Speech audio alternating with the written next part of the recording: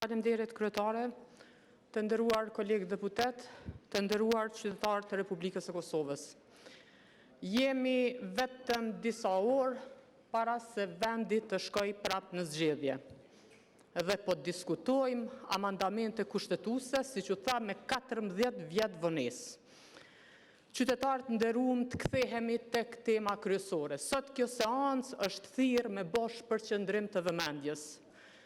Sot kjo seancë është thirrë nga ata të cilët para disa jave i morën 51% të votave për me adresu çështjen e bujqve të cilët ende nuk i kanë marrë subvencionet e vitit kaluar, me adresu çështjen e qytetarëve të cilët i pret një valë e re e inflacionit nga luftat në botë, e këta dalin ju thojnë njerëzve që inflacionin e rregullon mimoza me një vendim atje për çmimin tavan të naftës dhe hap ngushticën e Hormuzit.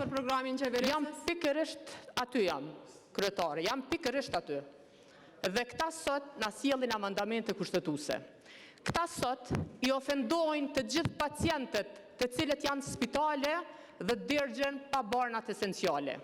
Këta sot janë kundër qytetarëve të cilët syti kanë nga Gjermania dhe ju thonë atyne që e ardhë regjia në Gjermania ne i kemi prioritet në zikat të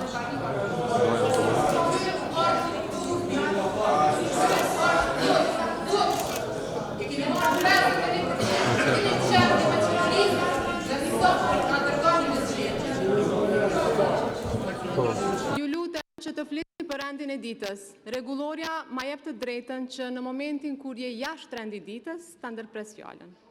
Ta tërheq vërejtjen dhe pastaj nëse nuk e ke parasysh ta ndërpres fjalën. Regjia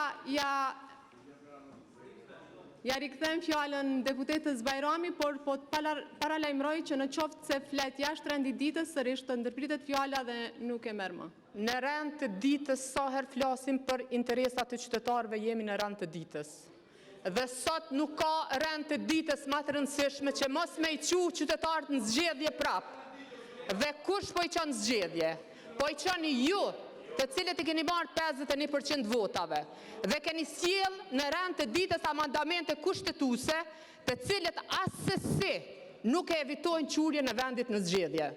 A i shdasht sot me bisedu, me pas një seancë, me ullë, me bisedu, me sjell një kandidat konsensual, me i dhonë president vendit edhe qytetarëve të vendit. Çka janë këto lojna që i bëni me qytetarë? Çka janë këto lojna? Çka keni me ju thonë 51% të qytetarëve që ju kanë votu nesër, kur duhet me shpërnda parlamentin dhe me shku prapë në zgjedhje, me i shpenzu 10 miliona euro, me i shpenzu